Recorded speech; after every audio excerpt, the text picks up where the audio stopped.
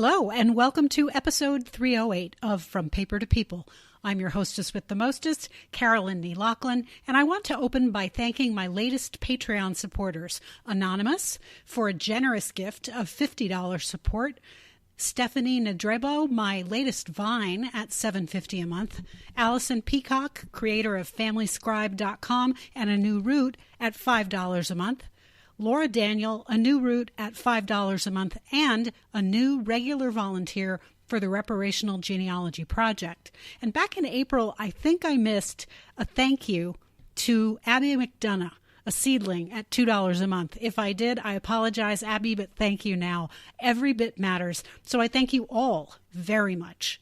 Things are getting more and more busy around here, so the financial support really helps. Just join them. Hit up patreon.com/ancestorsalive to volunteer for the Reparational Genealogy Project. Message me on my website, through Patreon, on Instagram, or through my Facebook page. This episode is an interview with my cousin Brian Sheffey. We spoke on July 15th, and we are both pretty unhappy about AncestryDNA's new policy of deleting all matches below 8 centimorgans, a policy that will go into effect in August of 2020. He's here to explain it and to have a chin wag with me about actions we can take to preserve what we have before Ancestry's deadline. There are two things you need to know before we begin. First, the author of the Cruise blog, I quote, belongs to Debbie Kennett. You can and should follow it at cruise.blogspot.com, and Cruise is spelled Cruwys. And while you're at it, follow her on Twitter at Debbie Kennett. That's 2 N's and 2 T's. Second, freakishly enough, just a few days after we recorded this episode, GEDmatch blew it again.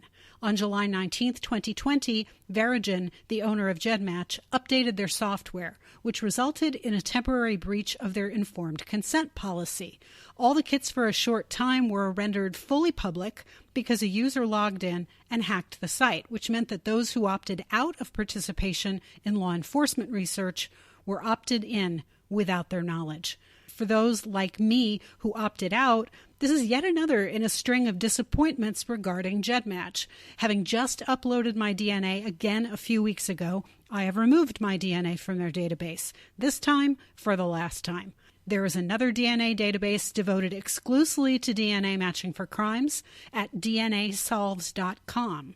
If you wish to participate in solving missing persons, unidentified victims, and other criminal cases, upload your kit there and at GEDmatch. Your opportunities to assist in criminal work are virtually unlimited. If you are concerned about yet another privacy breach on GEDmatch, however brief, you may want to remain private by removing your kit from GEDmatch altogether. This is up to you. Unfortunately, this will hamstring genealogical researchers working with adoption, fostering, foundling, and enslavement-related challenges. Maybe, sometime, someone with greater skills and vision than I have will create a similar site that is impermeable to law enforcement access. And I hope that those who opt in will not shame those who do not opt in.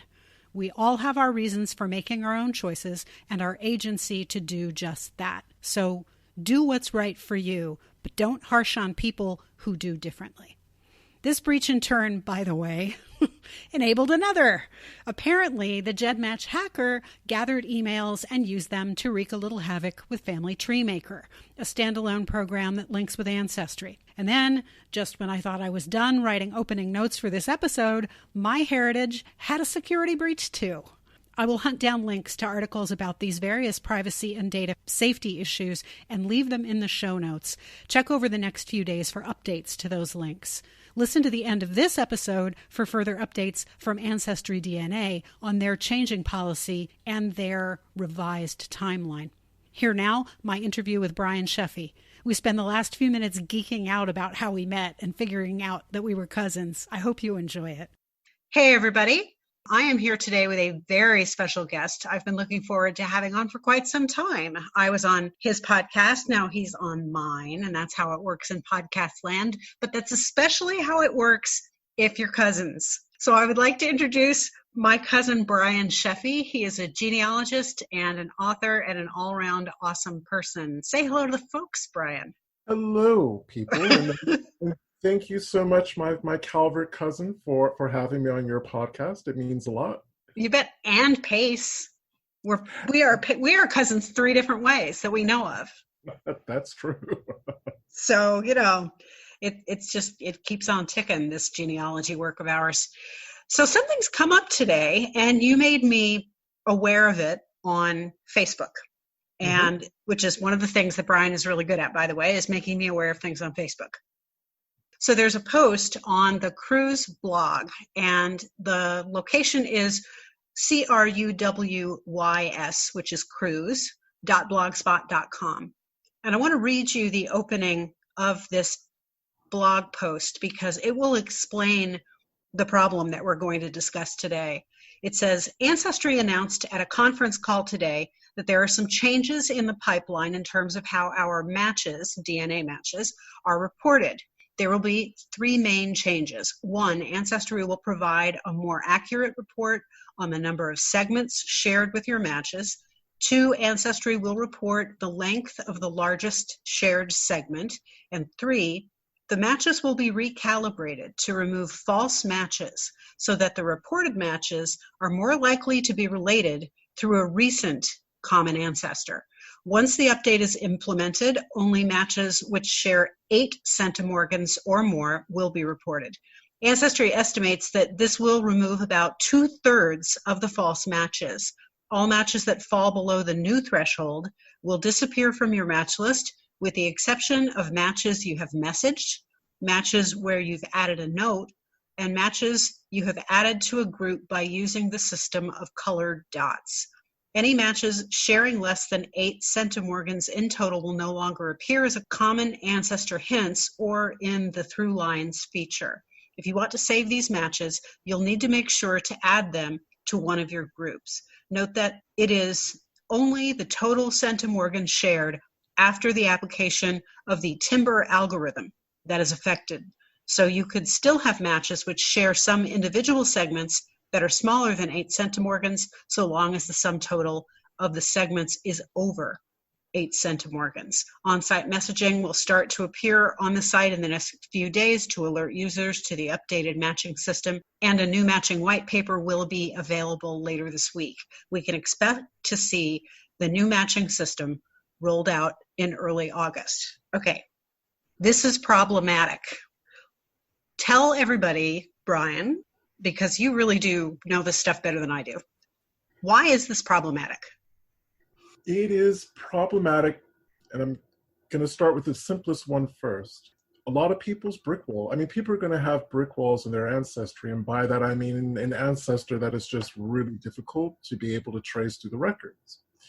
Thinking about people who might experience that within the last, say, 3 to 4 generations of their family, we're talking about adoptees, or people who are the product of a non-paternity event, foundlings, all of that kind of thing. So they're going to have issues in the more kind of, as you get closer to the here and now.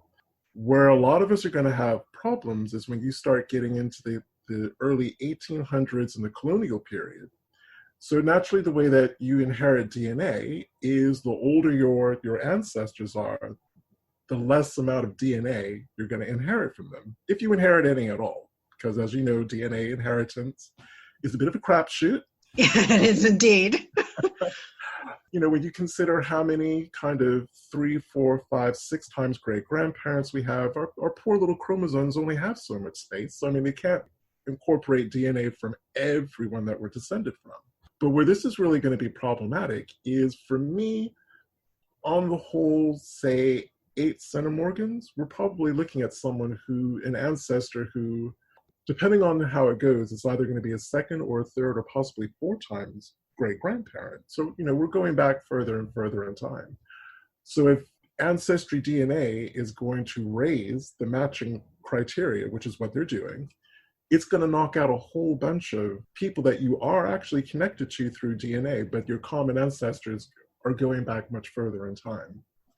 And I really think it's something that Ancestry needs to kind of take on board. And so, for instance, by changing this, if I want to try to find early African ancestors, well, not even necessarily early ones, say an African ancestor who was born about 1730, the likelihood that I'm going to get 8 centimorgans or more is like next to none.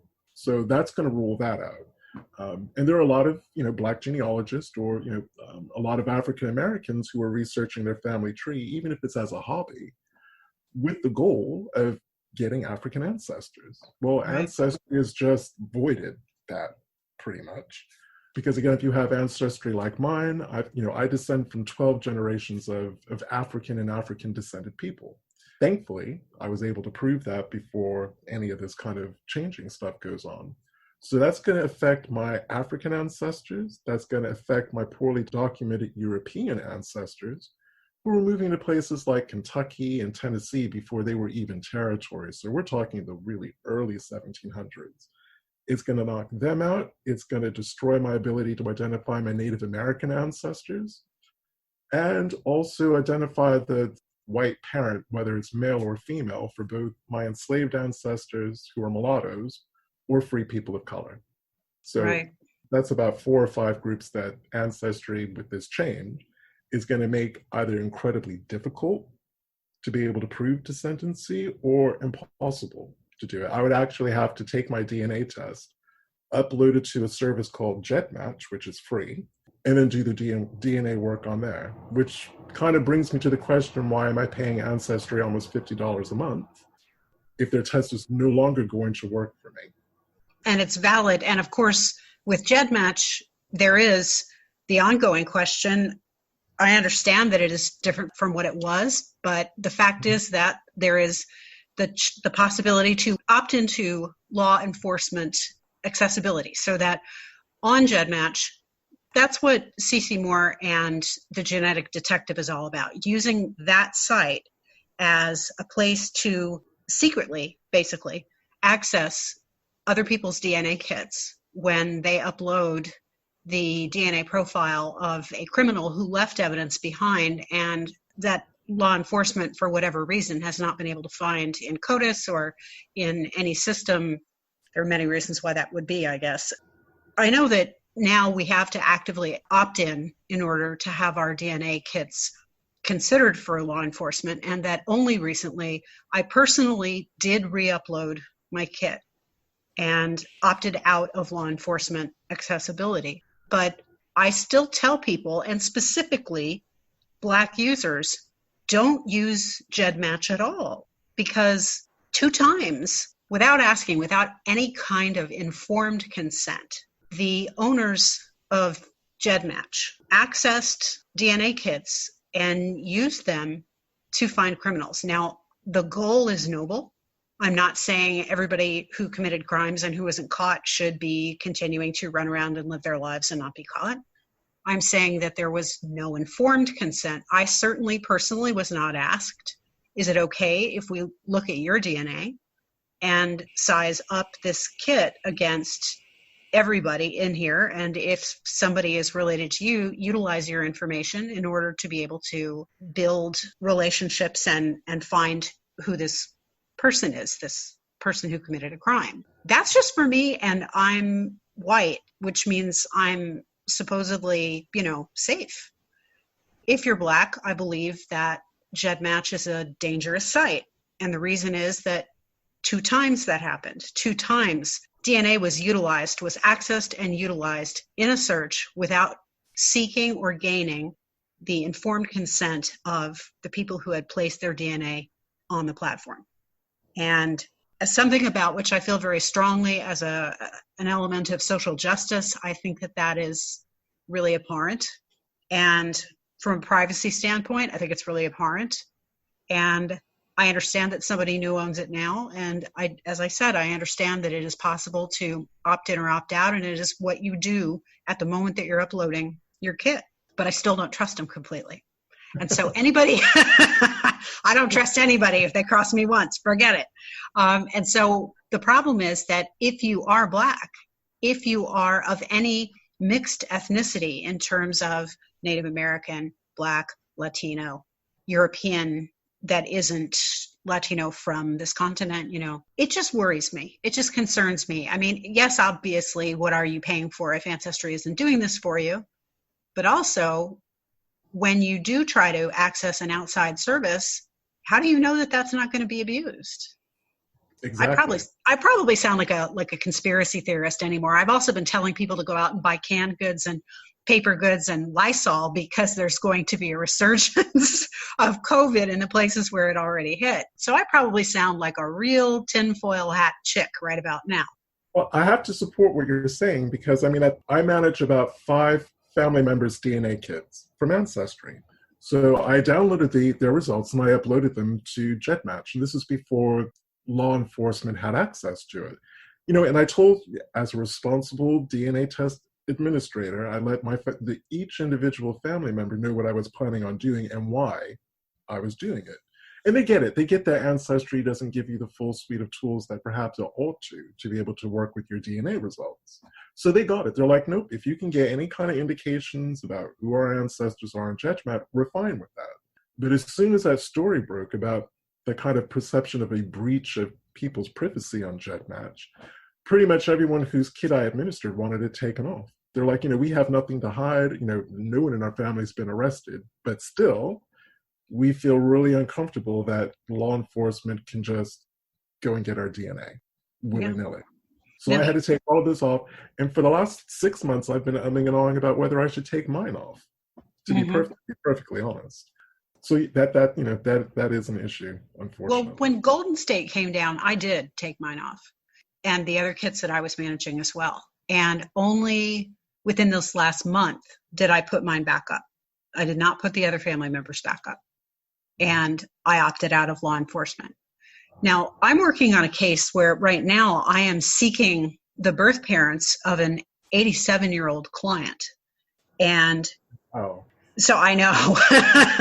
And so this client's parents were born at the beginning of the 20th century. And on one side, it wasn't bad. There were first cousin matches. And so it only took me about 4 hours to isolate that. That was fine. But the other side, the nearest match is a 4th to 6th cousin match. Ooh. I'm going to have to tell me about it. And there are only really a few of them. There were like 150 matches on the one side with the first cousins and everything. And on the other side, there are like 50-ish matches, and they start at 4th to 6th cousin. So when I'm triangulating, and everybody, so you know what triangulating is you look at your list of cousins, that lineup that you're given from the person who's most nearly related to you going further away in AncestryDNA. And when you click on one of those matches, you can look at all the areas that you do or don't share in terms of geographic origin. And then you can click on shared matches, and it will show everybody with whom you share some DNA. And what I was able to do was line up side number 1 and side number 2, having no idea which side was which parent. And it became apparent that side 1 was dad. So that's cool. But side 2, when I have to look at somebody who's a 4th to 6th cousin, that means at the very closest, I'm going to be looking at 4th to 5th great grandparents, maybe 6th to 7th. And this is an 87-year-old individual for whom I'm seeking this information. That takes me deep into colonial days. And the records aren't always good, and they aren't always present. And this is, as it happens, a Southern family, and I'm not really sure where they're going. I've only started working that 1/4 cousin, 4th to 6th cousin so far. This is going to kick out a lot of matches. Mm-hmm. Fortunately, I did dot them, right? I did mark them with all of the colors that I need to and everything like that. And so I've got them marked side 1 and side 2. And so all of those matches will stay in place. But I manage or work with DNA kits belonging to a lot of clients. This is a lot of work that I'm going to have to shove into a really short period of time, including work that, in the case of paying clients, they might not want to pay for, which means they're going to lose their DNA matches. So there's that aspect of it. So when I'm working with European clients who are paying clients, European American clients who are paying clients, they might not want to pay for all of that, and they're going to lose that data. And at some time, they might be sorry that they did. That's looking at it from a white perspective. Unfortunately, I think that Ancestry is looking at this from a very privileged European white perspective as well, because what they're not seeing is that when it comes to folks who are ethnically deprived of the documentary record, then, they have the challenge of being in a skin that was not represented in documentation. Then that means that, there's going to be a dead data loss. You and I have never shown up as cousins on Ancestry. No, because again, going by Ancestry's current matching algorithm, our common ancestors fall too far back in time. They fall outside of that 5 to 6 generational level. Right. Even though I know your work is right, and I know my work is right, and we are both descended from Richard Pace and Isabella Smith, and we are both descended from Cecilia Reynolds. Mm-hmm. And we are both descended. Was it with William Farrar that she was married? That them? Yeah. So that couple, and then we're also commonly descended from the Calvert family. So we have that in documentation. We're very fortunate. But moving forward, all of the reparational work that I'm trying to do, man, this is really going to cut folks off at the knees. Mm-hmm. Maybe you might want to post a link to it, but I remember right after the death of George Floyd, that Ancestry, amongst all the many other companies, were sending out these letters filled with beautiful words about, we recognize that we don't have diversity within our company, and we don't have, I can't remember if they said they didn't have many or any people of color at like the top level of their kind of executive function. And it shows in things like this. And you gave a beautiful kind of description of a challenge for someone who's majority European American in terms of how this can affect them. So with me, I'm going to put my white ancestors to one side and my Jewish ancestors to one side. So yeah, everyone listening to this, I am Heinz 57. I've literally a little bit of everything. A whole lot of European and African, a little bit of everything else. But what really frustrates me is that I'm going to take this one group at a time. Free people of color. Free people of color basically were free either because an ancestor was manumitted or freed from slavery. So they were free and their children took on the status of the mother. They could have descended from a white woman who 9 times out of 10 would have been an indentured servant. So because she was white and she was free, they were free. Or, the product, they could equally have a white father. So in a lot of my cases, especially for my Cumbo family, I descend from a woman called Elizabeth Cumbo, and we believe that she had children with a white man. And this is, again, kind of about 1733, 1734, she started having children, all the way down in Southampton County, Virginia. Well, we need DNA to figure out who the man was who fathered her children. Now we have a map of her property. We know where she was living. We can see the properties that are around her. We have identified both households that were headed up by mulatto men, because again, we're looking for that European DNA, and by European men. We haven't even started triangulating that. But basically, most of my cousins are going to be half cousins. So already that common DNA is split in half. That's the same thing that I have with all of my enslaved ancestors. I probably have about 5,000 different enslaved family lines in my tree. Every single one of them goes back to a white person. Most of them white men, a handful of white women. But every one of those relations, all of my cousins are half cousins. We don't share a full set of common ancestors. Most of the time people get, when you're talking about common ancestors, they get the husband and a wife. You descend from 2 of the same people. When it comes to slavery, it didn't work that way. They couldn't keep their breeches buttoned. They couldn't keep their hands off their enslaved females. So unless the wife was a cousin to the husband, that happens, she's not going to be any relation to me whatsoever. So when you start dealing with half shared amounts of DNA, that 8 centromorgans will run out like that. Sorry, people can't see me. I just clicked my fingers. The DNA will actually run out very, very quickly. Or not run out, it will reduce very, very quickly, generation after generation. And it's things like this that really frustrate me about Ancestry, because it's common sense. But because you know that there's not a melanated person or a person who really understands melanated genealogy, especially going back into the colonial period, they're just making these things in what I call a white vacuum. Mm-hmm. Everyone's like, oh, yeah, let's change this, let's change that, without realizing actually the repercussions and just how difficult that's going to make it for a large subset of people. And this is a company that spends millions of dollars advertising to melanated Americans. Absolutely, they do.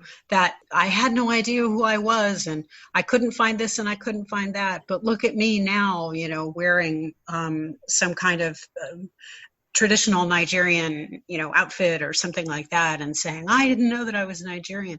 Yeah, they absolutely play to people of color, left, right, and center. It is definitely a problem.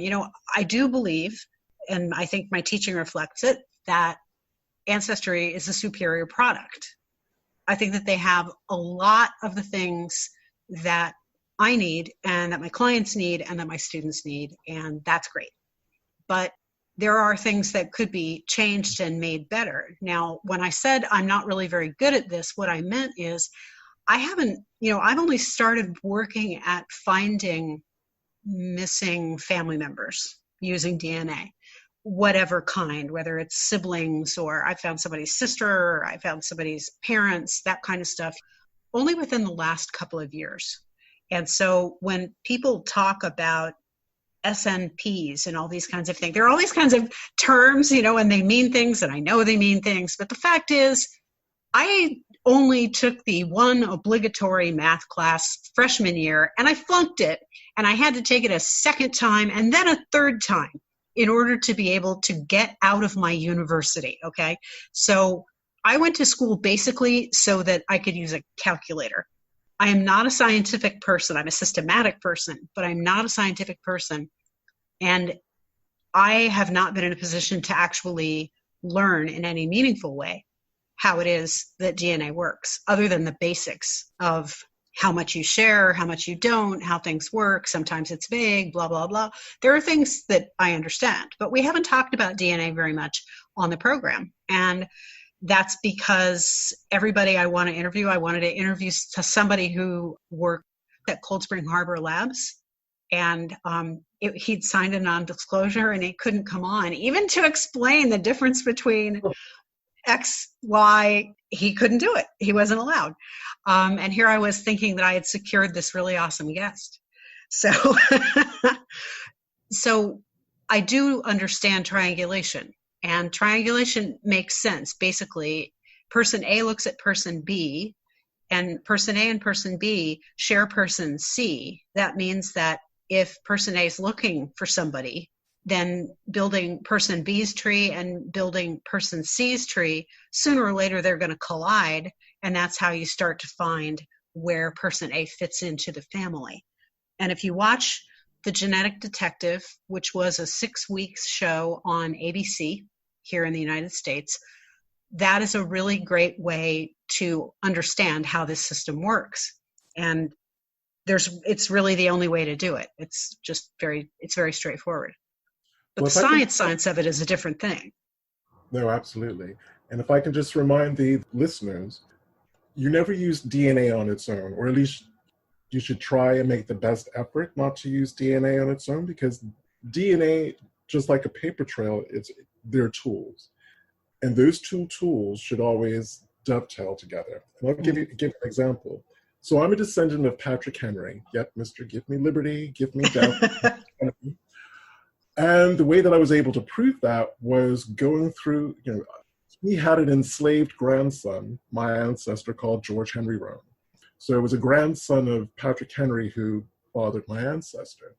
So I was able to actually, through the paper trail, going through all the slavery-related documents, probate records, estate inventories, sales deeds, property records, just all of that stuff, I was able to actually prove that George Henry Rome was born in his paternal grandfather's house, and that was Spencer Rome in Williamsburg, Virginia.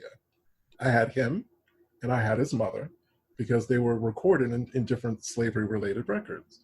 So I had him in the house, and I was getting matches on the Henry family. And specifically, I was getting matches on Patrick Henry's descendants.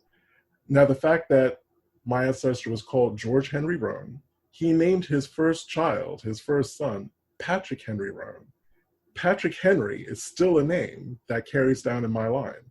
Every generation of my father's mother's side of the family, her Roan family, there was always a Patrick Henry. So I kind of knew. The hairs went up on my arm, the hairs went up on the back of my neck, and I'm like, I've got it. I've got it. I've proven it. And even further back, I was getting matches on Patrick Henry's parents, both of his parents, their siblings, their descendants, and then and two people who were actually descendants of his great-grandparents. Wow. Now, in terms of ancestry, should not have been able to get a match on them like that, but they were all there. But they were just at that cusp. So actually, if the criteria had been 8 centimorgans, 2/3 of my Henry DNA matches would have disappeared. I would have never seen them, would have never known that I matched them, and could have never used that information and their permission to hand over all the DNA results to the geneticists that I use in London to be able to do all the triangulation and all the kind of proof that was required. But the first point was the most important. I was actually able to put George Henry Roan in that enslaving Roan household. That was the important part. Then from there was only one son of Anne Henry and Spencer Roan that could have done the deed. All of his other brothers were way too young to have been able to biologically father a child. So there's only one person, which isn't always the case, but in my case it was. Like I said, I'm just thankful that at least at the time I was making that discovery, Ancestry was being more realistic about its kind of matching algorithms. I think 8 centimorgans really is going to negatively impact people. And I just wanted to make another point that I have never had a false match on 7 or 6 centimorgans. Never. I may not immediately understand who the set of common ancestors are, or the one common ancestor might be, but I have never had a false match. I would say under about 6 centimorgans, then you really do have to pay attention. It is easier to get false positives. But I think Ancestry is going to have to do a lot of explaining about 8. And the threshold, the basement threshold, I believe, on GEDmatch is 7. Is that right? That's correct. Okay, so GEDmatch is a place where people who've taken DNA tests and can upload from any place they've taken a DNA test. If they have that zip file that has their DNA data in it. So, I mean, gosh, MyHeritage and FTDNA, and there are so many people uploading products from different sites up to GEDmatch that if GEDmatch says that 7 centimorgans of shared DNA is not just noise, then I believe them. I do, because the fact is that platform is built as a science experiment, basically. It's a giant science experiment. And so there are times when the money-making outfits really irk me.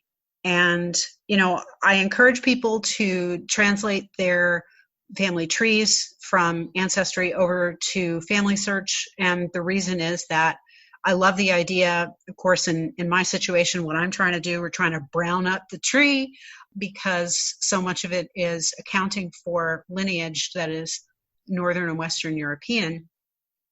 And yet those lineages are inexorably intertwined with African lineages here in the United States. And so the idea is, if it's a one world tree, let's really make it a one world tree. Let's do the work. And I like the common sites. The other reason that I tell people to do that is that, again, although I am a fan of Ancestry and I teach Ancestry and I encourage people within my church to use Ancestry hand in hand with Family Search, something that you have to pay for might go bankrupt and might go away. And that is undeniable. So, good point. So I'm trying to think of what is the lesson learned here, or what is the action that we take forward? This is what I've got, and we'll see if you have anything else, Brian. What I've got is a couple of things. Download your DNA. download, and always make sure that you have your raw DNA that comes in a zip file when you download it, which you do from the settings little wheel that's in the upper right corner of your DNA profile. Download it and save it in like 3 different places. Save it on a cloud, save it on an auxiliary hard drive, save it on your computer hard drive. And then if you choose to, okay, upload to GEDmatch. That's on you. That's a you problem, not a me problem. Everybody has to figure that out for themselves. The other thing is, if you're worried about this, you need to go in and just mark with color dots. And those color dots are a little palette. Unfortunately, you can't, it's not like Pantone. You can't choose just anything that you want. They have very specific, I don't know how many, 24 or something colors to choose from.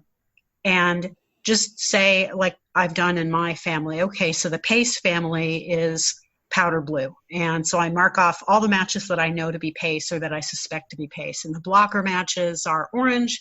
And so I mark all of those with orange. By marking with the color dot, according to what I read from the Cruz blog, it seems that that will preserve those matches. The problem is if you don't know, and it's maybe a good idea to create a category called unknown and to choose a color for it and to simply go down your distant matches and mark every single one of them with that so that you can preserve the presence of those matches and work with them in the future if you have not gotten the chance to already. That's what I can think of to protect oneself from this new policy and this movement. What do you think, Brian? Is there something else that we should be doing? You can also have the option of downloading your current match list.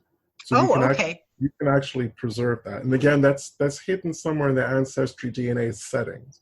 Like you said, if you click the little settings icon, the option's buried in there somewhere. But it is there. Okay, so and does that come down like a spreadsheet, or have you done it before? A spreadsheet. Okay, great. All right, so these are the actions that we can take, everybody. I'm not just here to complain. I'm actually here to complain and come up with a solution. And if I can do it with family, why then so much the better. So this is what we've got. Can I make another point? Well, actually, absolutely. Make any point you want to. A point and a half. This is not the first rodeo for this with Ancestry. This is either the 3rd or 4th time that they've changed their matching criteria and algorithm. And every time that they've done it, genealogists of color specifically have cried out about it, going, every time that you do this, and we're talking very well-respected, very well-renowned, recognizable Black, Latino, Asian, East Asian genealogists. And like, every time you do this, you reduce our ability to find our earliest known ancestors. So Ancestry has no position where it can sit there and it's like, oh, we've never heard this before. They've heard this plenty of time. You look at my Twitter feed, you can see every time that they've done it. I've tweeted at them. I tweeted at them today. I was just getting to that place. It's the mind meld, everybody. It's the mind meld. We'll come back to that one because I'm sure everyone at this point in time in America is really tired of the R word, but racism does exist in genealogy. And I will give you an example. My co-host, Donya Williams, our research group out of South Carolina, we were all taking our DNA tests around the same time. So naturally, all of us kind of appeared on people's DNA match lists around the same time, within days of each other. So I guess a lot of our kind of South Carolina or South Carolina connected white descendants freaked out. Our cousins freaked out. Those trees were closing up and being made private like a field of Venus flytraps. Oh, man. It was literally that quick. And I can appreciate that. I mean, I can appreciate part of it. You know, you identify as being European American, you think everyone in your family is European American, and those little thumbnails, you all of a sudden see all these Black and brown faces going, what the heck is going on here? I'm not related to these people, kind of a thing. But it exists. And a lot of times they don't want to help. And the fact that they close up their trees and make them private kind of supports that. And I'm going to say that it's a big discussion going on amongst Black genealogists on Facebook and social media today with this announcement, going, sorry, but we really do feel as though Ancestry is supporting European Americans who feel some kind of way about being related to Black people, and specifically being related to Black people because of slavery. Mm-hmm. I wish Americans as a whole, you're talking to someone who's lived abroad for most of his life, I wish we could just accept tough truths. And I wish that we could talk about tough truths. If you're family, you're family. If you're a DNA cousin, you're a DNA cousin. I don't care if slavery is the thing that actually unites us. It was what it was. It is what it is. Let's exchange information. I'm stuck on this part of your family tree. If you can help me with that, I'm going to help you on a part of your family tree that you are stuck on. I don't expect anything. I don't expect you to pay my university, my college debts, my student loan. I don't expect Christmas presents, birthday presents, Christmas cards, nothing. Basically, 9 times out of 10, I just need info or a document. Or if you can help me find where a document is because it hasn't been digitized, we're good. We're golden. Mm-hmm. But it doesn't, this is the country that we live in. These are the times that we live in. And unfortunately, it just doesn't work that way. And I think that both parties have a lot to learn from each other. Again, I've got a lot of poorly documented colonial era, very poor white European ancestors who are difficult to research. But I've developed, me and other parts of the Genealogy Adventures crew have developed strategies for researching poorly documented ancestors. We did it with our enslaved ancestors because that's what we had to do. But those methodologies easily adapt. So like I said, people who are going into really early Tennessee, Kentucky, Ohio, just all of those formerly native held parts of the country that our European ancestors moved into really, really early. And I think that's just a wealth of information that can be shared, but people need to kind of get over their kind of knee-jerk reaction to understanding that they're related to people who don't look like them. And equally, I know of people of color who aren't happy or comfortable with being related to white people as well. It works. There's 2 different dynamics. They're flip sides to the same coin. Mm-hmm. That kind of hesitance and reluctance. And I swear, just most of my time, I just want to say, I wish Americans could just get over themselves. Just accept history is history. Whatever happened, happened. I'm not going to hold, my Calvert cousins from Maryland. I am not going to hold them accountable for the fact that the Calverts were enslavers. We're talking, almost 300 years ago. That was back then. Let's just recognize each other as family. Yeah. The other thing I want to make clear to everybody is, the purpose of this podcast is to serve as a wake-up call, increasingly so. I am laser focused on this is a wake-up call, and it is time for white genealogists to come through for Black genealogists in ways that they have not done before. And if it's not comfortable, good. That means you're facing it. So stay in that discomfort and walk on through it the way that you do any other fear. One thing that you can do is you can message everybody in your DNA list. This is for my white listeners, for my white American listeners. Everybody who shows up in your DNA list who has a Black face, the first thing that you do is you select for the DNA matches that have photographs, and then go through that list and message every single match of color and tell them just, hey, how you doing? Seems that we're related, 4th to 6th cousins, or whatever it is that the DNA match says, and say, I'd be really interested in working with you on this. It's going to be hard, but I think it'll be fun. That's all you have to do. That's all you're doing. Is you're saying, hey, because apparently, according to the Cruise blog at cruise.blogspot.com, one of the things that you can do is just message somebody. And if you message the person, then that match will be retained. Well, it's easy enough to do that. Now, some people don't put their photographs on it because the photograph immediately identifies a person's ethnicity, and that can be a way to having doors shut before they're ever opened, the same way that you said when you and Danya and everybody uploaded. And I've certainly seen that happen. I've had people tell me about that happening.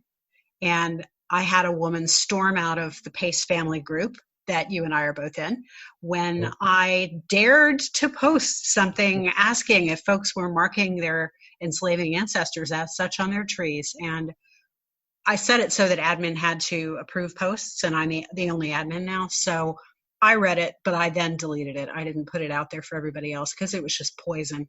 But what she said was that the idea offended her Southern heritage and that she was going to lock her tree up tight so that nobody could see her work. And that was her determination. That's fine. And it's understandable, therefore, when people don't put photographs on their profiles.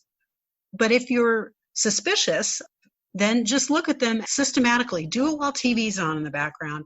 Take a couple of days to do this, just take a week, whatever, and go through each one. And if you see that on their ethnicity estimate, there is Cameroon or Nigeria or Asian or anything else like that, then go for it. Just message them or mark them as, POC cousin or something like that, and make sure that one of your color dots is that. There are ways that we can combat this, obviously, but it doesn't take in the larger question. And the larger question, that's when we talk about Twitter. Remember, folks, that I did an episode about Twitter? You remember that? You remember how most of you completely ignored everything that I had to say when I said that Twitter, I'm being so passive aggressive. I said that Twitter was a great tool for genealogists, and it is.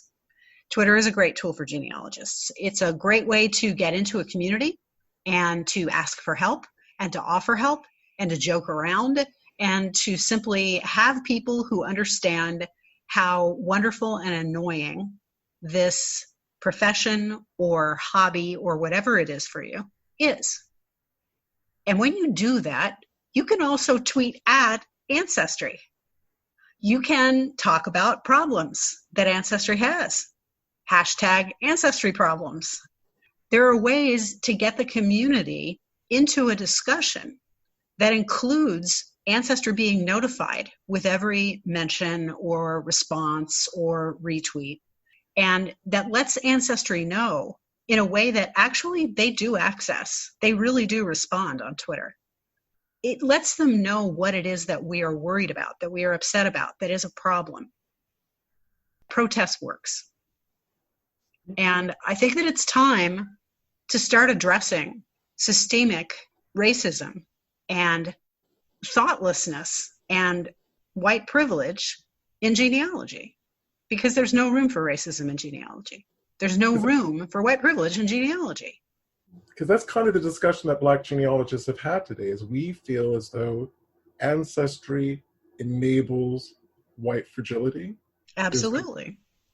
And we just wish that our Ancestry could have parity with the people that we really do feel that they're trying to protect in bubble wrap, protect their little feelings in bubble wrap, thinking, well, hang on a minute.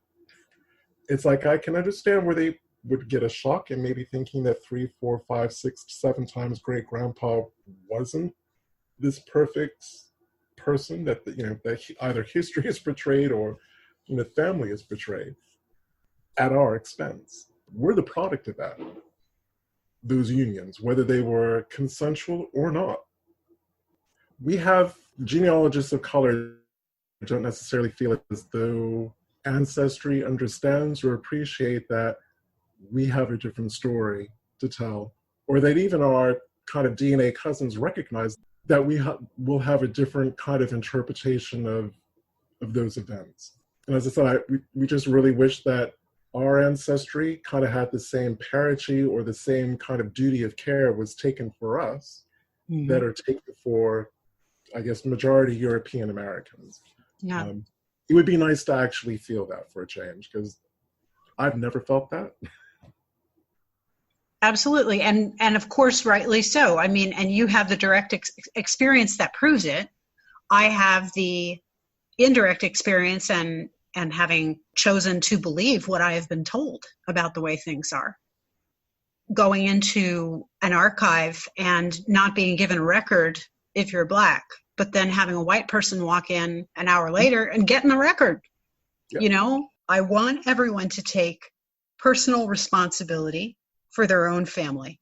I want everybody to be looking at their ancestors and saying, either my ancestors enslaved other human beings, and I want to understand more about that.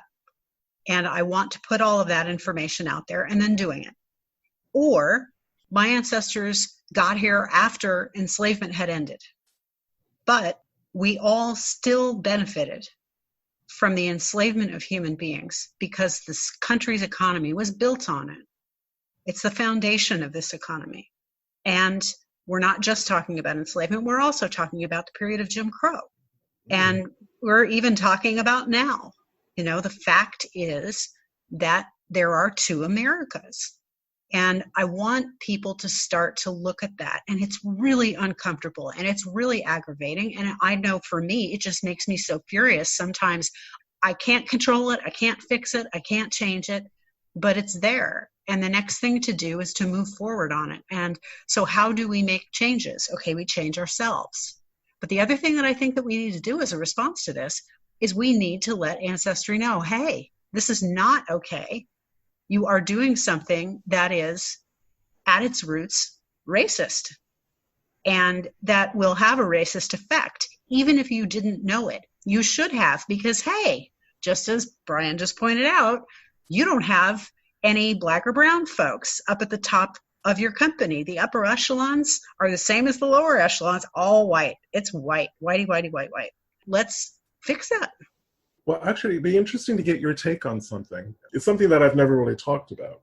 The first part of it is most Black genealogists, almost all of the ones that I know, and I know hundreds of Black genealogists, we're not out to make people feel bad or guilty about being descendants of enslavers, because it's not your fault. It's not our fault how we connect. It is what it is. But what I would say is, following, Carolyn's really, really good suggestion about reaching out to people of color who are on your DNA match list, one thing you might want to consider is if your Ancestry site is festooned with Confederate memorabilia. Now, I don't care. If I really want to know information bad enough, I will ignore the fact that someone's got Confederate flags everywhere, and I will just ask them the question. They normally don't get back to me. They see my profile pic and wonder how that works. It's just crickets.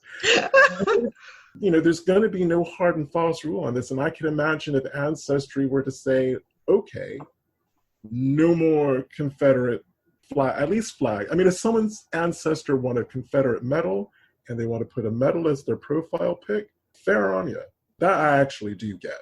You're proud that your ancestor fought in battles and conducted himself in a manner that he got an award. I'm not going to feel about that. But a Confederate flag or all the Confederate flags, I'm like, really? Really? I know what you're telling me. And I know that you know that I know what you're trying to tell me. Is that really necessary? But and I know how Americans are. If Ancestry were to come out with a policy statement going, no more Confederate flags, all hell would break loose. And as a commercial entity, you and I both know exactly how, we can get a good guess at how many members it would lose if it did that. But people should be aware, because I have strong feelings about the Confederate flag. I have very strong feelings about the Confederate flag, because I know the people, when it actually came to the raping of slaves, I know the names of the white men who raped my female ancestors, and I'm the product of that. Mm-hmm. So I have very strong feelings about even apart from just slavery as a whole, and that the whole thing, and I've got very, very strong feelings about it. And the last thing I really want to, do is I'm doing my genealogy and Ancestry is having to deal with loads of that all over the place. Yeah. I mean, when I mark people as having participated in a military action or a war, or having served in the military being Army, I use the Army SEAL. Navy, I use the Navy SEAL, that kind of thing. But when it comes to representing a Confederate in my family, I created a graphic, and it's white words on a red field, and it says Confederate soldier, or soldier for the Confederacy, something like that.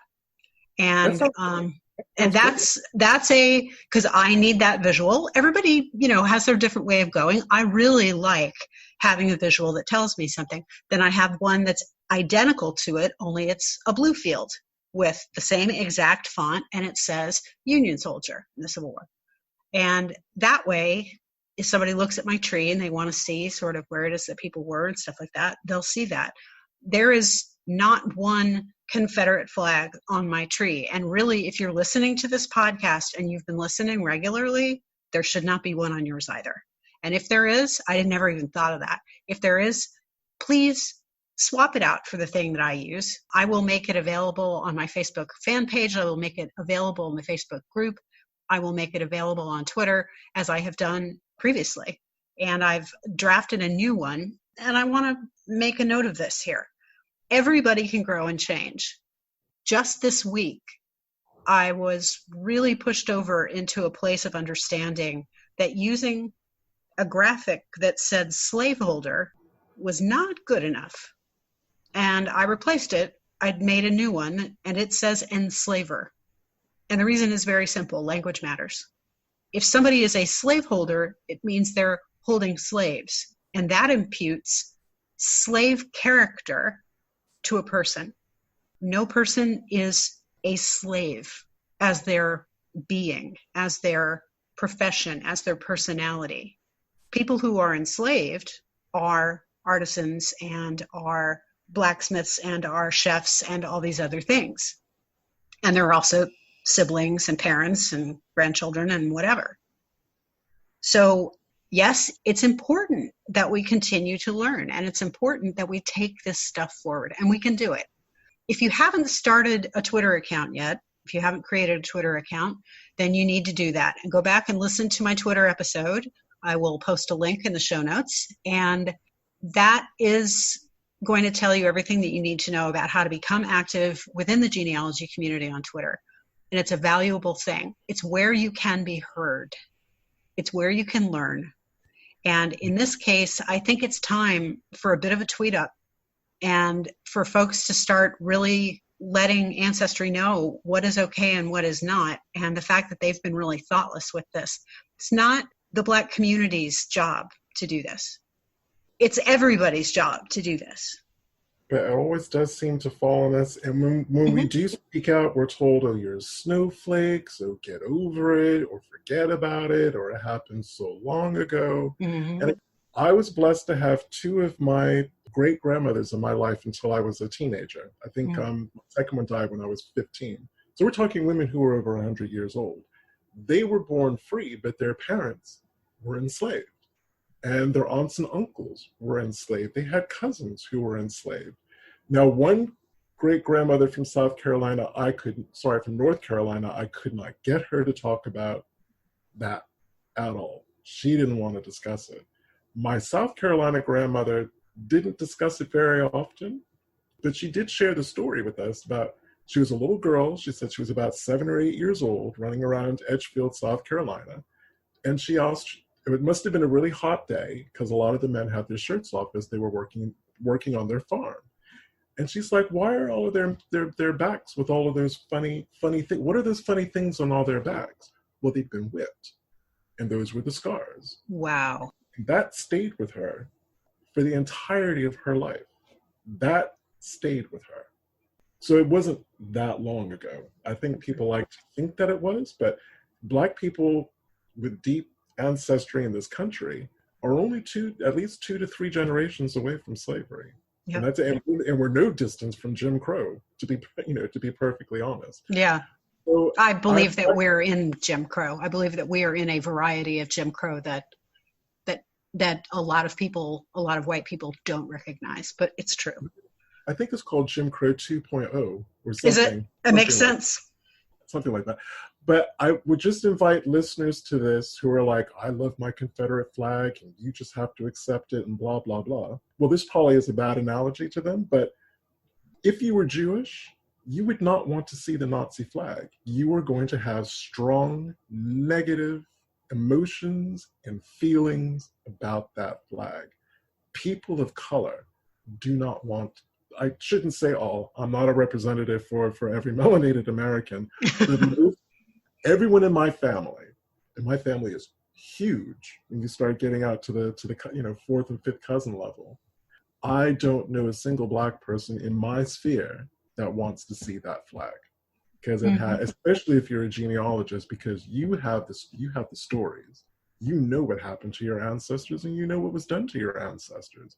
You know what that flag represents.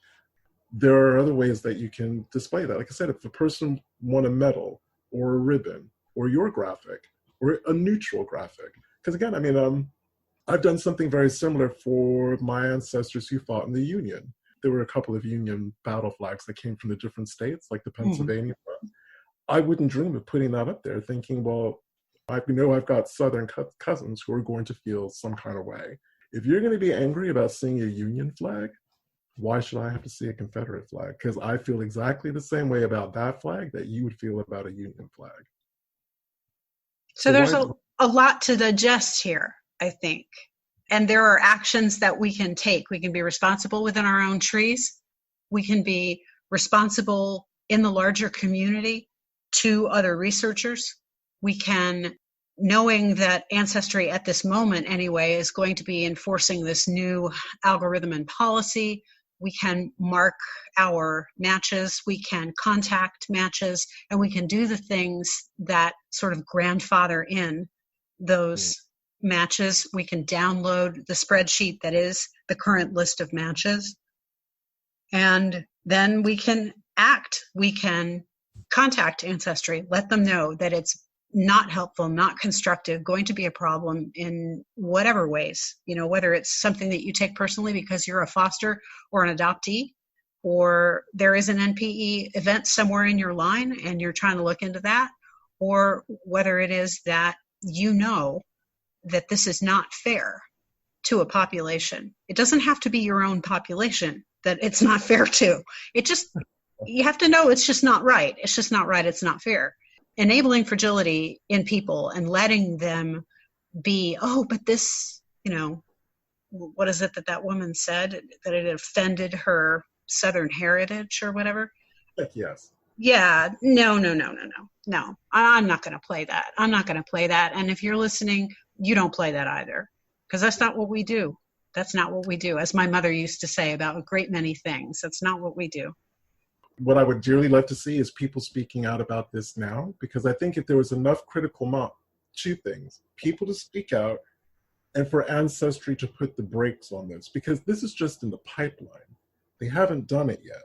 There's nothing to say that they have to do this. So for people to speak, for Ancestry to put the brakes on and listen to your customers. We're the ones who pay your salaries, because we pay them through our membership. Listen to your customers, engage with us, find out what our concerns are, find out what our experiences have been every single time you've done this. Because I don't want to say your name, but the cousin, my dear cousin in DC who you love so well, her mother's European has been reduced from like 18% to 15 or 14%. She has lost almost all of her white DNA matches. She used to have loads. And remember, this cousin and I, we share 9 different sets of common ancestors. But for whatever reason, because I have much more European DNA, I've lost a handful of my my white DNA matches, just a few. Can you imagine almost losing almost all of yours? And Ancestry doesn't have an explanation for that. It's just like kicking a leg out from under a stool. I mean, it's going to teeter and fall. You can't do the work if you don't have the documentation and the DNA. You need these things that are interwoven, as you said, that dovetail. That's the only way that this can possibly work. And we have high expectations now because the tools have been there for a while. And so now we expect to be able to do these things. We expect to be able to triangulate. To blow that out of the water is not only irresponsible, it's backwards. And it does real harm. And I think that matters. So I wanted Brian to come and talk to us about this today. And I'm really glad that you did, Brian. I thank you for that. You have a book that just came out. Tell us about that and tell us where we can find you on social media. Okay, well, thank you very much. And thank you again for hosting me on your show. I've really enjoyed it. And a very good conversation to have, too. So I've come out with 2 books. They're back to back. The first one is called Practical Genealogy, 50 Practical Steps to Researching Your Family History. It's all done in a very kind of light conversational tone, trying to avoid complicated language and lingo. Always a good thing. Always a good thing. But it really does step you right through it. And there's something there for everyone. So whether you're African American, there's even a little bit about Native American ancestry, European ancestry, immigrant ancestors, the works. Really gives you a good, thorough, introductory to intermediate level explanation of genealogy and genetic genealogy. There's a couple of chapters in there about what certain terms mean. All of that's kind of explored and explained. And there's the Family Tree Workbook, which is both electronic format and paperback. Around, I think it's got about 32 or 33 family history forms that you can actually use the book, either a workbook or a research log book, to get everything organized, and you can just lay your hands on it. And where can we find these? Where are they available? They are available at Barnes & Noble, Amazon.com, and a lot of the big kind of online book retail stores. Okay, great. And you have the weekly Sunday podcast, which is a video podcast. It's more of an interview show. I don't know. I mean, do you call it a podcast? It's called Genealogy Adventures. And tell us about that and where we can find it. Okay. I refer to that as my little online TV show. Genealogy Adventures. You can get our website that has all of our details and articles and videos and how to do research. And it's genealogyadventures, all one word, .net. You don't even have to type in the HTTP bit. Just genealogy.net takes you there. That's great. And the YouTube is really useful, because if I don't catch it day of, I know I can catch it day after, and that's very helpful. Or any time for that matter. Put it in a playlist and just play them one by one as I'm padding around the kitchen and doing what I'm doing. That's definitely good. And where else can we find you on social media? Actually, do you know our most popular thing? And I don't even know if you've explored this one. Pinterest. Really? Yep. And that's interesting. Yeah, basically all of our social media handles is some variation of Genealogy Adventures. Sometimes it's Genealogy Advents, because that's the number of characters we're given, but it's always some form of Genealogy Adventures. But Pinterest is awesome. We get crazy traffic through our Pinterest board. Interesting. Wow. So much so that I basically stopped Instagram. Because Instagram was kind of okay for us, but we weren't really getting that hardcore genealogy kind of group there. Mm-hmm. Whereas on Pinterest, wow, just awesome. Okay, so that, and then of course Twitter is a great place to have a conversation. So I see you there, and people find me on LinkedIn. Oh yes, absolutely. LinkedIn is a great place. Great place. That's how I found you. And yes. Also, I just want to tell everybody real quick, this is the story of how we met. Okay. Mm-hmm. I was working on a reparational tree for Raymond Byrd, who was a lynching victim in the 1920s. I'm thinking 1923. I'm not sure that that's right. But anyway. 21. And mm-hmm. His wife was? Josephine Sheffey. Yeah, Josephine Sheffey. And I started to follow Brian on LinkedIn. And I was seeing his posts. And then I was kind of poking around, and I was looking into the Sheffey side of the tree, and I thought, I wonder, that's not the most common name in the world. So maybe, and I contacted you, and you said, yes, as a matter of fact, that is my cousin. And so we became friends on Facebook and everything. And then, of course, the fateful day when we found out that we were both descended of the Calvert family and realized that we were family. And it's just gotten more interesting and better since then. So, It was Josephine Hawkins. And was it? And funnily enough, both of us got to the same brick wall independently of each other. Because Raymond Byrd is actually a Sheffey. The oldest known ancestor is an unknown person with the initial S. Sheffey, and we both got stuck on that. Aha. We didn't know if S. Sheffey was white, was black, was male, was female. We had no idea. And I can't find anyone on the white side of the family at that generation that ever had an S name. Not one of them. And we know that because Brian was good enough to allow me to invite him into the tree and to take a look at it for me and to make sure that I was moving in the right direction, because this was the first tree for a lynching victim that I had ever done. It's just the oddest thing, you know. We have cousins in common and who have become great friends of mine. And this is how genealogy works when you do it right. And when you know, if you will, cross the color line, if you don't worry about ethnicity and you just try to do the work, the thing is that you run up against some of the greatest people. And that's how I feel about you, Brian. So I really want to thank you for having been here with us today and having this conversation, which is not an easy conversation for some people to hear or to contemplate. And it's definitely an essential conversation and one that I will continue to have, and I know you will. So thank you very much. And again, thank you for the opportunity. You bet. And there you go. As of July 23rd, Ancestry stated the following to genealogist Emily Doolin Alicino about dropping matches below 8 centimorgans. Based on customer feedback, we are delaying this change until late August, so you have time to review and determine if you want to save any very distant matches by adding them to a group, starring them, adding a note, or sending them a message. We hope this helps. Well, it does, and thank you, Emily, for posting that publicly on your Facebook page.